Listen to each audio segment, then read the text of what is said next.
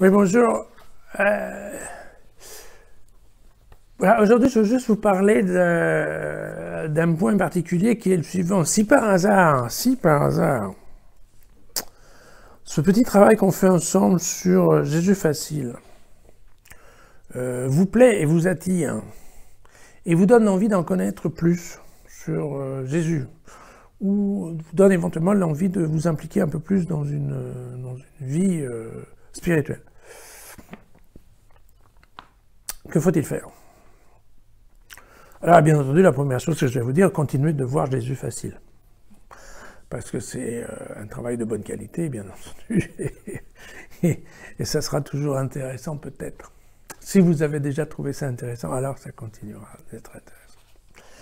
Mais il faut aussi bien se rendre compte que ce travail de Jésus facile, c'est vraiment une initiation du départ. C'est pas, vous vous rendez bien compte que moi, je ne suis pas du tout un professeur ou un professionnel. Donc voilà, ce que je vous fais partager, c'est un petit peu ma réflexion que j'ai complétée par des lectures, d'autres commentaires que je vais chercher dans différentes sources, assez souvent des sources protestantes ou des sources très souvent aussi étrangères, de pays étrangers. Voilà. Et donc, en mettant tout ça ensemble, ça me donne quelques pistes à vous proposer, voilà, pour comprendre. Mais de toute évidence, ce n'est pas suffisant pour rentrer vraiment dans le vif du sujet. Alors, pour rentrer dans le vif du sujet, de but en blanc, je crois que la première étape que j'aimerais vous conseiller, c'est de voir une chaîne de télévision française qui s'appelle KTO, comme Cato, je suppose. Bien. KTO, c'est une chaîne que moi je connaissais pas très bien au départ, et puis la mère d'une de mes amies pratique assidûment et m'a beaucoup incité à la regarder. En fait, c'est une chaîne formidable.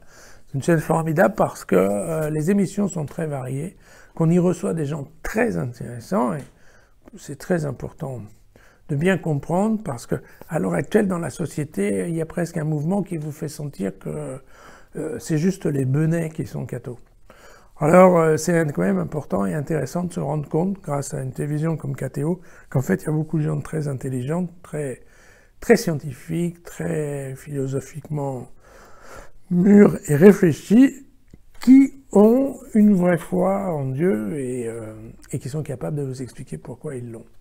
Et donc ça, c'est vraiment, bon, c'est vraiment facile. Je pense que c'est une émission qu'on peut regarder un peu à n'importe quelle heure du jour et de la nuit, et vraiment, c'est une très bonne chaîne. Et ça vous permettra de bien vous imprégner du milieu religieux, sans que ça soit forcément un milieu catholique austère et illuminé, je dirais. Voilà. Bon, dans une deuxième étape, probablement, il faudra trouver une librairie religieuse. Il y en a à peu près dans toutes les villes, dans lesquelles vous pouvez en effet acheter un ou deux bouquins sur la vie de Jésus, ou sur des commentaires d'évangile. Ça mange pas de pain, ça fait pas de mal, et ça vous permettra de réfléchir beaucoup plus profondément qu'on ne le fait ensemble en 5 minutes. Et puis, un jour ou l'autre, même si vous n'êtes pas baptisé, il va falloir que vous rentriez dans une église. Voilà. Alors, je sais bien que c'est plus facile d'avoir le choix quand on est en ville que quand on habite à la campagne, mais c'est comme ça. Et puis, je vais dire une chose horrible, c'est qu'en fait, il faut en essayer plusieurs. Parce que c'est comme ça. Chaque église a son prêtre, sa communauté, et que chacune a ses propres caractéristiques, sa propre ambiance. Il y a des jeunes, il n'y a pas de jeunes, c'est dynamique, c'est pas dynamique, on chante bien, on chante pas bien, on est branché latin, on n'est pas branché latin, enfin bon. Et toutes ces caractéristiques sont vraiment spécifiques à chacune des communautés. Donc ben, je crois qu'en fonction de sa propre personnalité, il faut essayer de choisir un peu. Et d'aller dans celle dans laquelle on se sent le plus confortable.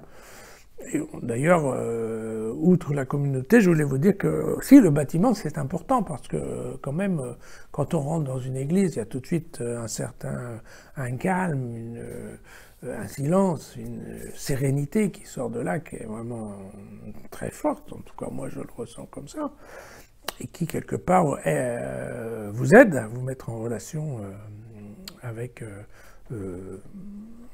vous-même et avec Dieu. aussi le fait que les murs ont vu passer tellement de gens et tellement de situations que, en fait, vous n'êtes plus une exception, parce que d'autres personnes comme vous sont sûrement passées là.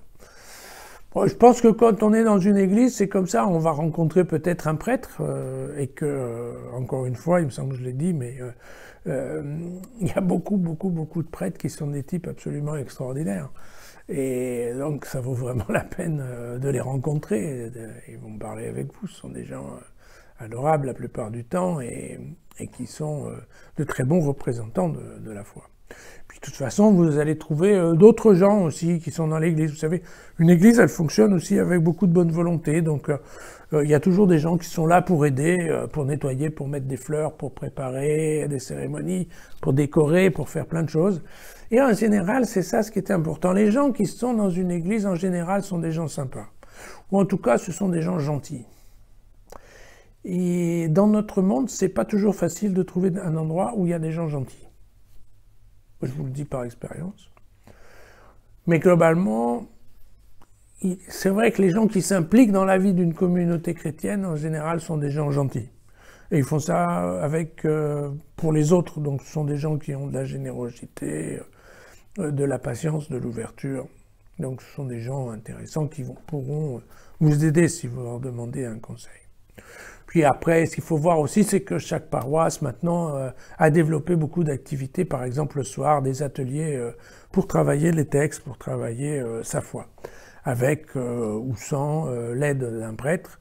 Mais en général, il y a des groupes avec des personnes qui sont bien plus développées que d'autres sur la question et qui donc peuvent aider chacun dans ce cheminement en direction de Dieu.